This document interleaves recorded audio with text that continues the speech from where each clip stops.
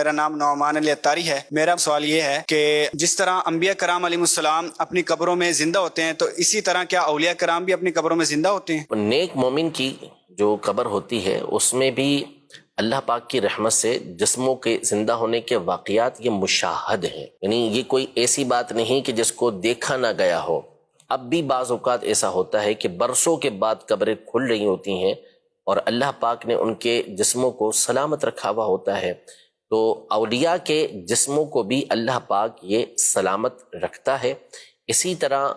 جو حفاظ ہیں، جو قرآن پر عمل کرنے والے ہیں، ان کے جسموں کو بھی سلامت رکھتا ہے۔ کثرت کے ساتھ درود پاک پڑھنے والا، اللہ کی بارگاہ میں توبہ کر کے پھر کبھی نافرمانی نہ کرنے والا جسم، ان تمام کے حوالے سے کتابوں کے اندر یہ مذکور ہے، یہ لکھا ہوا ہے کہ ان کے جسم بھی قبر کے اندر سلامت رہتے ہیں، اور یہ اللہ پاک کی رحمت ہے کہ وہ اپنے انبیاء کرام بالخصوص نبی پاک صلی اللہ علیہ وسلم کے صدقے میں یہ انعام دوسروں کو عطا فرمانا چاہے تو عطا فرما سکتا ہے۔ تو ایسے واقعات اب بھی ہمارے سامنے، یعنی اب تو بالکل واضح ہو گیا نا کہ اب آج کے دور کے اندر ایسی قبریں کھلیں جس کے اندر لوگوں نے دیکھا، اور پچھلی کتابوں کے اندر بھی بزرگوں کے ایسے واقعات موجود ہیں، مستند کتابوں کے اندر موجود ہیں۔ جسم سلامت ہونا ایک حیات کے حوالے سے، جیسے سوال ان کا نا حیات نبی اور حیات عجیب، اسی طرح جو حیات کا معاملہ ہے تو دیکھیں روح تو کبھی نہیں مرتی، ٹھیک، روح ہمیشہ یہ زندہ رہتی ہے۔ روح کے مرنے کا قول کرنا یہ تو گمراہی ہے۔ موت جو نام ہے وہ روح کے جسم سے جدا ہونے کا نام ہے، اس کے بعد جو روح ہے اس کا تعلق جسم کے ساتھ رہتا ہے، حتیٰ کہ کافر کا بھی رہتا ہے،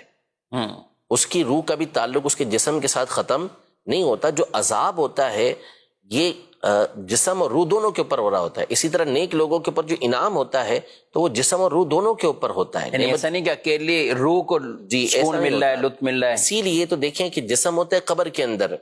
روح کسی بھی مقام پر ہو، جو مختلف احادیث کے اندر مختلف جو ہے وہ روحوں کے بارے میں ہے کہ کہاں کون سی روح رہے گی، تو پھر بھی جب بندہ قبر پر جاتا ہے تو قبر کے اندر جو مردہ ہوتا ہے وہ اس کو پہچانتے ہیں، حدیثوں کے اندر موجود ہے، سلام کرتا ہے تو اس کے سلام کا جواب دیتا ہے، وہ اس کا قریبی ہوتا ہے تو اس سے اس کو انسیت حاصل ہوتی ہے۔ تو یہ ساری چیزیں روح کے ذریعے ہوتی ہیں، وہ روح کا تعلق ہوتا ہے اس جسم کے ساتھ، جس کی وجہ سے جسم جو ہوتا ہے آنے والے کو پہچان رہا ہوتا ہے۔ تو حیات یہ تو ہر ایک کے لیے ثابت ہے، اب ہر ایک کے درجے کے مطابق پھر اس کے لیے حیات ثابت ہوتی ہے۔ سب سے اعلیٰ اور عرفہ جو حیات ہے وہ انبیاء کرام علیہ السلام کی، شہداء کرام سے بھی بڑھ کر حیات ہے۔ اور نبی پاک صلی اللہ علیہ وسلم نے تو واضح طور پر جب درود پاک کے حوالے سے بیان کیا تو صحابی نے جو عرض کیا تھا جی کہ آپ جب قبر میں تشریف فرما ہوں گے تو کیا اس وقت بھی یہ آواز پہنچے گی، آپ ان لوگوں کا درود اسلام آپ تک پہنچے گا؟ تو نبی پاک صلی اللہ علیہ وسلم نے واضح طور پہ فرما دیا کہ ان اللہ حرم علی الارض ان تأکل اجساد الانبیاء، کہ بے شک اللہ پاک نے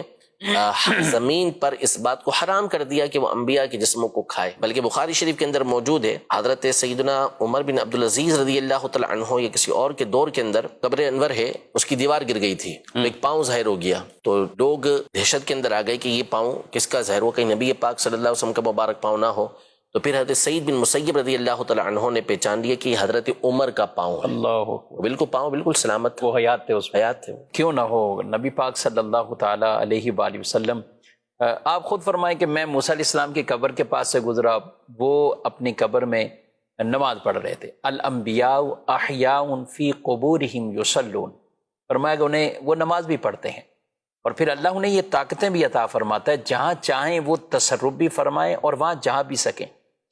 ہمارا یہ عقیدہ ضرور ہے کہ رسول اللہ صلی اللہ تعالی وسلم جسم مبارک کے ساتھ اپنے مزار پر انوار میں تشریف فرمائیں، اور جہاں چاہیں اللہ کی عطا سے وہاں جا سکتے ہیں۔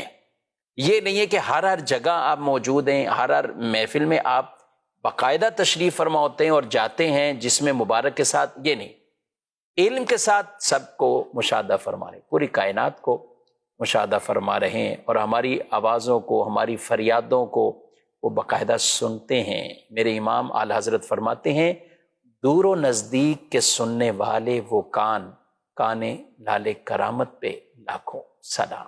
سبحان اللہ، کثرت سے درود و سلام پڑھیں اور ان نیتوں اور عزائم کے ساتھ پڑھا کریں کہ میرے آقا صلی اللہ علیہ وسلم ہمارے درود کو سنتے ہیں۔